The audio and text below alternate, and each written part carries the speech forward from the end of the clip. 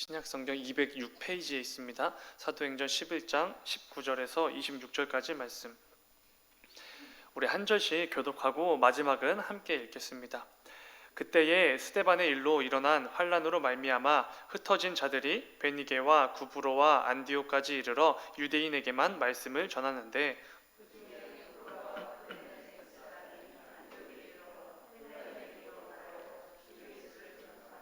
주의 손이 그들과 함께 하심에 수많은 사람들이 믿고 주께 돌아오더라.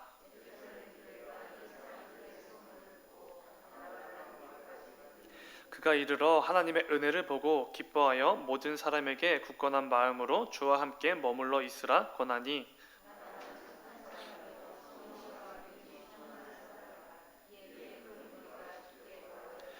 바나바가 사울을 찾으러 다소에 가서 만남에 안디옥에 데리고 와서 둘이 교회에 1년간 모여 있어 큰 무리를 가르쳤고 제자들이 안디옥에서 비로소 그리스도인이라 일컬음을 받게 되었더라. 아멘. 아멘. 잠시 기도하겠습니다. 홍은지 청년 하나님께 11조 예물 구별하여 드렸습니다. 기도하겠습니다. 사랑하는 주님 진정으로 감사드립니다. 아버지, 우리에게 맡기신 이 성도의 삶을, 이 성도의 하루를 주님 앞에 나와 말씀과 기도로 먼저 시작하게 하시니 주님 진정으로 감사드립니다. 아버지, 오늘도 이 성도로서의 삶을, 그 사명을 잘 감당해내는 귀하고 복된 하루 될 수 있도록 인도하여 주시옵소서. 주님 또한 이 새벽에 주님께 11조 예물 구별하여 드린 청년이 있습니다. 아버지, 청년을 기억하여 주시고 이 청년의 때에 가장 중요한 시기 가운데 이 예물이, 이 물질이 하나님께서 허락해 주신 것이라는, 내 모든 삶의 주인이 하나님이시라는 이 고백을 담아 11조 예물을 드린 청년을 기억하여 주시옵소서. 그리하 해서 그 삶 가운데 지금 준비하고 있는 것들, 또 공부하고 있는 모든 과정 가운데 좀 주장하여 주시고 간섭하여 주셔서 주님 쓰시기에 합당한 청년으로, 주님 계획에 크게 기여하고 크게 쓰임받는 청년으로 자라날 수 있도록 주님 인도하여 주시옵소서. 주님 감사합니다. 거룩하신 예수님의 이름으로 기도드렸습니다. 아멘. 함께 읽은 말씀을 가지고 나는 그리스도인입니까? 라는 제목으로 함께 말씀을 나누도록 하겠습니다. 오늘 말씀을 통해 스스로를 좀 점검해보고 스스로에게 이런 질문을 던져보는 귀한 시간이 되길 소망합니다. 나는 과연 하나님 앞에서 나의 삶을 돌아볼 때에 나는 그리스도인인가? 라는 질문을 던져보는 시간이 되기를 소망합니다. 우리는 삶을 살아가다 보면은 굉장히 특별한 별명들을 얻게 될 때가 있습니다. 제 고등학교 친구 중에 그 또자라는 별명을 가진 친구가 있었습니다. 이 친구가 또자라는 별명을 갖게 된 이유가 뭐냐면은 수업 시간마다 굉장히 자주 잦기 때문입니다.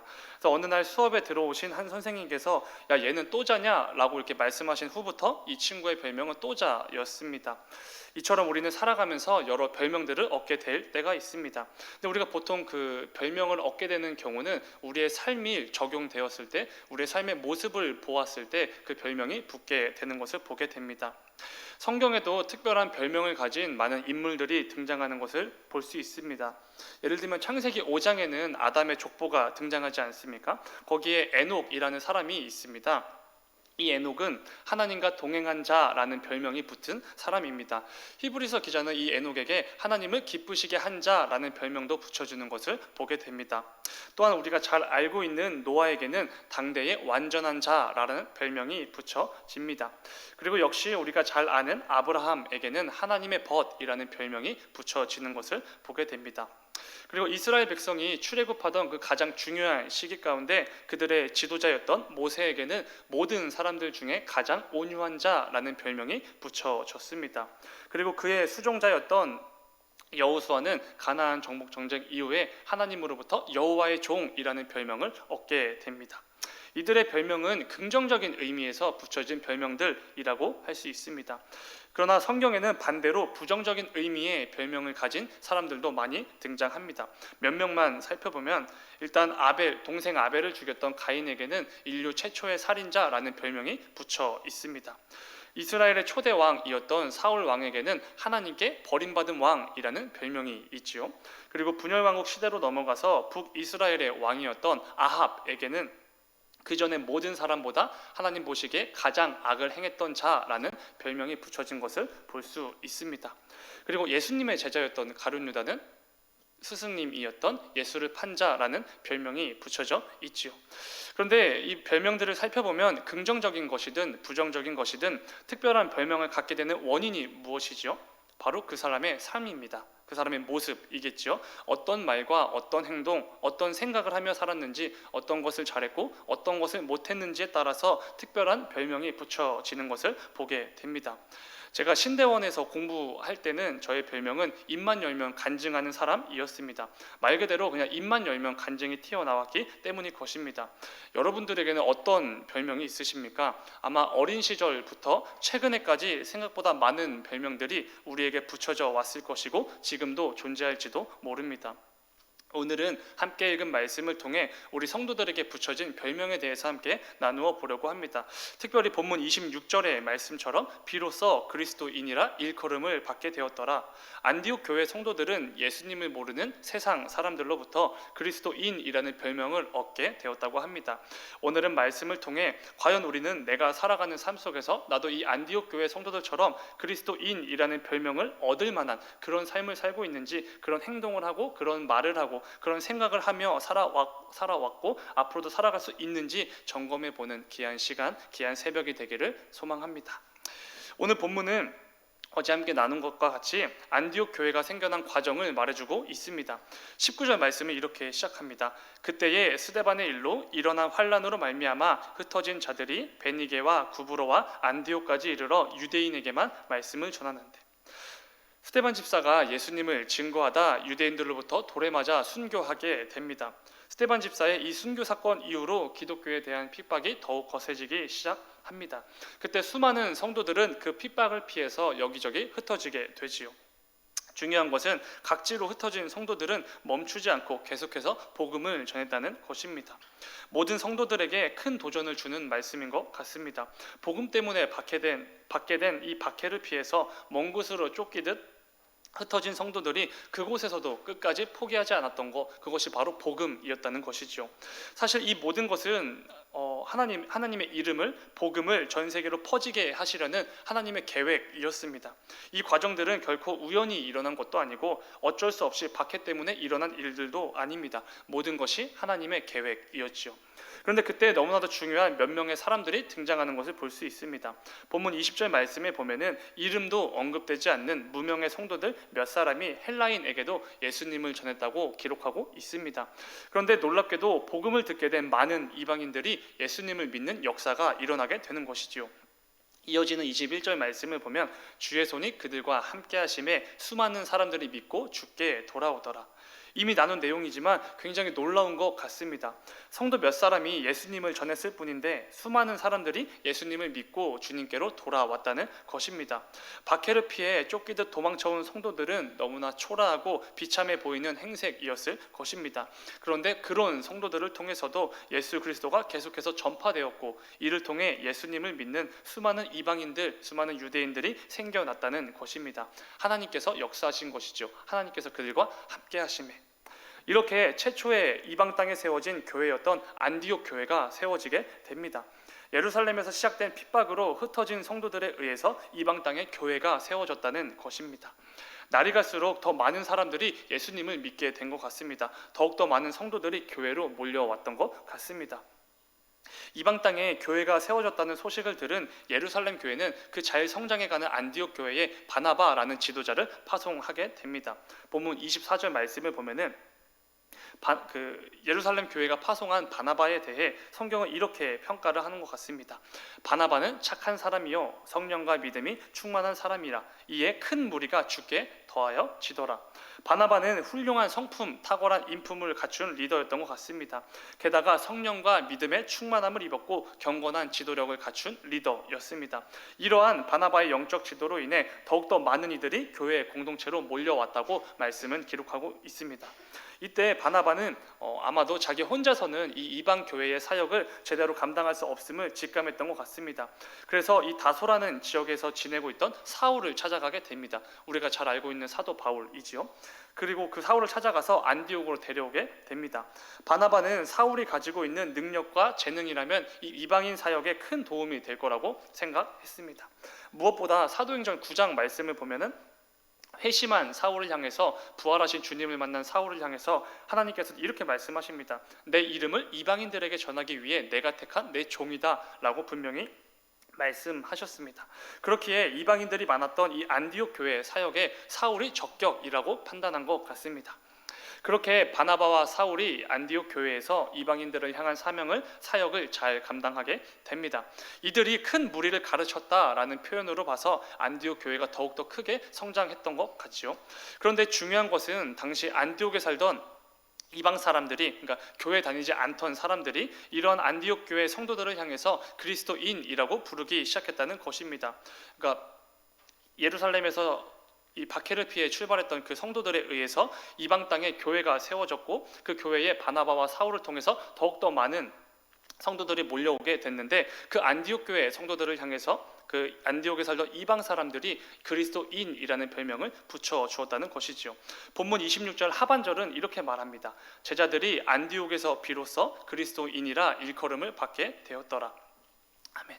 바나바와 사울을 중심으로 잘 성장해가는 안디옥 교회를 보면서 당시 안디옥에 살던 수많은 이방인들이 교회 공동체에 속한 성도들을 향하여 그리스도인이라고 부르기 시작했다는 것입니다.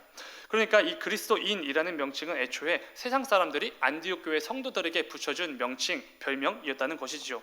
그리스도인이라는 단어를 그 헬라어 원어로 살펴보면 크리스티아노스라는 단어입니다. 오늘날에는 우리가 그 교회 다니는 사람들에게 당연하다는 듯이 그리스도인 이렇게 부르지 않습니까? 그러나 사실 처음에 이 별명 그리스도인이 붙여준 그때 당시 상황을 보면 그렇게 좋은 의미는 아니었던 것 같습니다. 이것은 누구누구의 노예라는 의미가 담긴 표현이었습니다.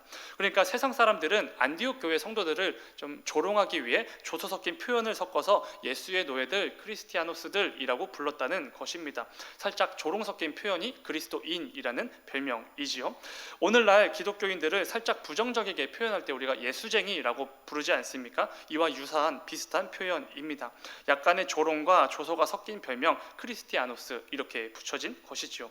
그런데 여러분, 중요한 것은 교회 공동체는 그때 당시 안디옥 교회 성도들은 자신들에게 붙여진 이 별명을 조금도 부끄럽게 여기지 않았다는 것입니다.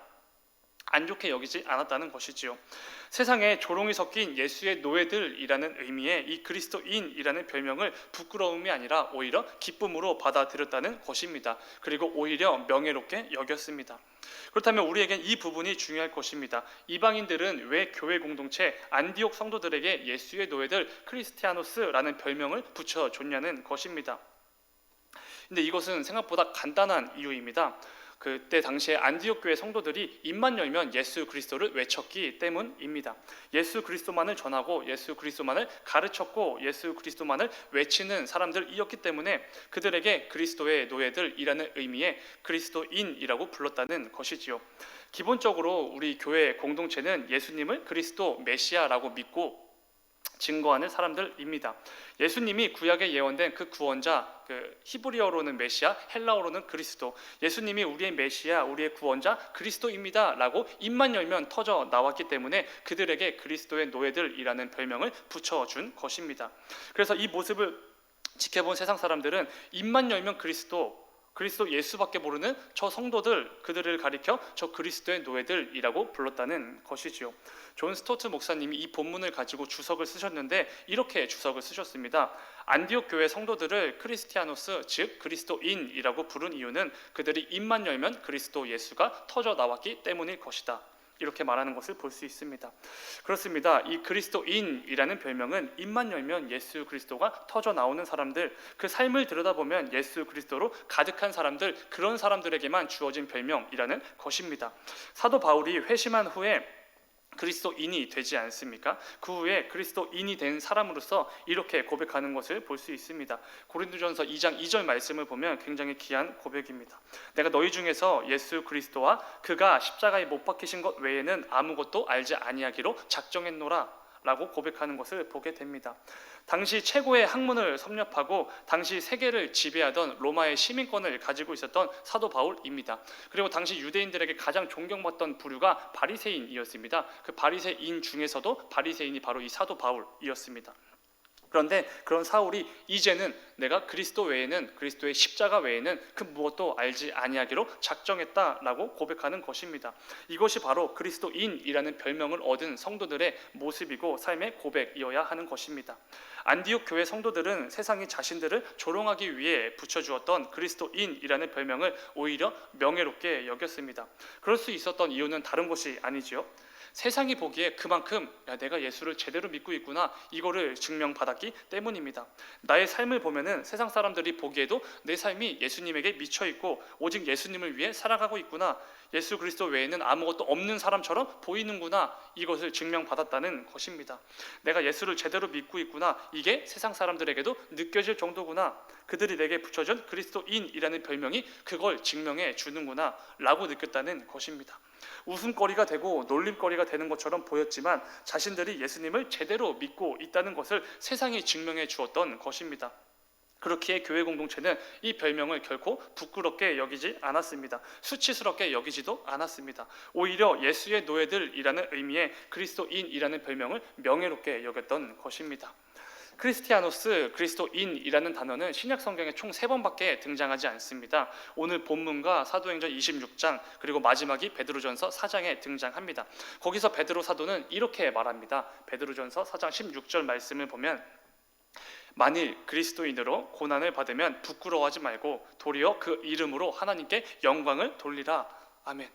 예수님을 모르는 사람들이 성도들을 그리스도의 노예들이라고 조롱을 하며 놀림거리로 만든다고 해도 조금도 부끄러워할 필요가 없다고 말합니다. 왜냐하면 비록 세상은 성도들을 조롱하려고 그리스도의 노예들이라고 부르지만 우리에게는 내가 지금 제대로 믿고 있구나, 이걸 증명해주는 하나의 도구일 뿐이라고 말하는 것입니다. 오히려 그런 나의 삶을 통해 하나님은 영광을 받으신다는 이 사실을 기억하라는 것입니다. 사랑하는 여러분, 교회와 성도들을 향한 조롱과 조소 섞인 말과 행동들, 시선들은 결코 부끄러운 것이 아닙니다. 오히려 명예로운 것입니다. 나아가 그런 나의 삶을 통해 하나님께 영광이 돌려지는 너무나 귀하고 복된 삶이라는 것입니다. 우리가 잘 보면은 나라를 위해 전쟁에 참여한 목숨을 걸고 싸운 분들에게는 훈장이 주어지지 않습니까? 이 훈장은 이 사람이 자신의 목숨까지도 걸고 국민과 나라를 위해 싸웠다는 것을 증명해주는 하나의 도구와도 같은 것입니다. 그렇기에 참전 용사 분들은 그 무엇보다 이 훈장을 귀하게 여기고 최고의 명예로 여기며 살아가는 것입니다. 마찬가지로 저와 여러분에게 주어진 그리스도인이라는 별명을 명예롭게 여기길 소망합니다. 세상으로부터 오는 조롱 섞인 모든 것들은 우리가 제대로 믿고 있고 제대로 예수님을 따라 걸어가고 있음을 증명해주는 것과도 같은 도구입니다. 사랑하는 여러분, 우리 역시 이 그리스도인, 안디옥 교회 성도들이 받았던 별명 그리스도인이라는 별명을 세상으로부터 얻게 되기를 소망합니다. 내가 붙인 것 말고, 교회에서 서로에게 붙여준 것 말고 세상으로부터, 내 주변 사람들로부터 이 별명을 얻게 되기를 소망합니다. 직장 동료나 가족들이나 다른 지인들이 나를 향해서 예수 믿는 거 엄청 티내네, 누가 집사 아니랄까봐, 누가 권사 아니랄까봐, 누가 기독교 아니랄까봐 또 저런다, 이런 말들 있지 않습니까? 이런 말을 듣는 건 결코 부끄러운 것이 아닙니다. 내가 세상에서 패배하는 것도 결코 아닙니다. 오히려 성도로서 얻을 수 있는 최고의 명예입니다. 우리는 주님께서 나를 부르시는 그날까지 세상의 가치와 기준들로 가득한 이 세상에서 살아갈 수밖에 없습니다. 그러나 그 세상 속에서도 그래도 예수님을 믿는 그리스도인으로서 구별되었을 때, 그래도 세상과는 다름을 보여주었을 때 세상이 우리에게 그리스도인이라는 명예로운 별명을 붙여준다는 것입니다. 부디 오늘 말씀을 기억하시면서 나 역시도 내가 살아가는 삶 속에서 내 주변 사람들과 세상으로부터 이 별명을 얻게 되기를 간절히 소망합니다. 말씀 맺도록 하겠습니다. 오늘 본문에서 안디옥 교회 성도들이 세상으로부터 그리스도인이라는 타이틀을, 이 별명을 얻었다는 것은 정말로 대단한 부분입니다. 어제 새벽 나눈 것처럼 안디옥이라는 도시는 당시 3대 도시 중 하나였습니다. 정말 크고 화려한 대도시였습니다. 인구도 무려 50만 명 이상이라고 추측할 수 있습니다. 그런데 그렇게 큰 도시였던 안디옥 안에 언제 생겼는지도 알 수 없는 교회 공동체, 조그만 안디옥 교회 공동체를 향해 대도시 사람들이 별명을 붙여 주었다는 것입니다. 이것은 이렇게밖에 설명이 되지 않습니다. 안디옥 교회 공동체가 그만큼 그 대도시에서 튀었기 때문입니다. 그만큼 그들에게 눈에 거슬렸기 때문입니다. 50만 명이라는 엄청난 숫자 속에서는 티도 안 날 만큼 적고 작은 공동체였지만 그 속에서도 티가 날 만큼 눈에 거슬린 만큼 튀었다는 것입니다. 쟤네는 뭔데 저렇게 튈까? 쟤네는 뭔데 저렇게 다를까? 예수 그리스도가 누구길래 저렇게 목숨을 걸까? 으이그 저 그리스도의 노예들 크리스티아노스라는 별명을 붙여준 것이지요. 사랑하는 여러분, 우리 역시 이 세상 속에서 그 어디에 있든지 누구와 있든지 항상 티가 나기를 원합니다. 어디서 누구와 뭘 하든지 내가 기독교인이라는 것이 이 세상에서 티가 날 만큼 거슬리는 저와 여러분의 삶이 되기를 소망합니다. 우리의 삶을 통해 내가 하는 모든 말과 행동과 표정과 생각과 모습, 이 모든 것들을 통해서 매일 매순간 그리스도인이라는 별명을 얻게 되는 명예로운 하나님의 백성으로 하루하루를 살아가는, 그리고 복된 오늘 하루를 살아가는 저와 여러분이 되기를 간절히 소망합니다. 우리 잠시 기도하겠습니다. 사랑하는 주님, 우리가 삶을 살아가면서 나의 삶을 통해 내 주변과 이 세상으로부터 그리스도인, 기독교인이라는 별명을 얻는 게 너무나 어렵고 너무나 힘이 듭니다. 사랑하는 주님, 이 부족한 우리들을 긍휼히 여겨주시고 또 은혜 위에 은혜를 허락하여 주셔서 내가 속해서 살아가는 모든 삶 속에서 내가 무엇을 하든지 누구와 있든지 내가 예수님을 믿는 그리스도인이라는 것이 좀 티가 나게 하여 주시옵소서. 이를 통해 내게 주어진 모든 삶 속에서 매일 매 순간마다 그 무엇과도 비교할 수 없는 너무나 값진, 너무나 명예로운 그리스도인이라는 별명을 내 주변과 이 세상으로부터 얻게 되는 하나님의 백성으로 살아가는 우리 모두가 되게 하여 주시옵소서. 주님 감사합니다. 거룩하신 예수님의 이름으로 기도드렸습니다. 아멘. 너희는 이렇게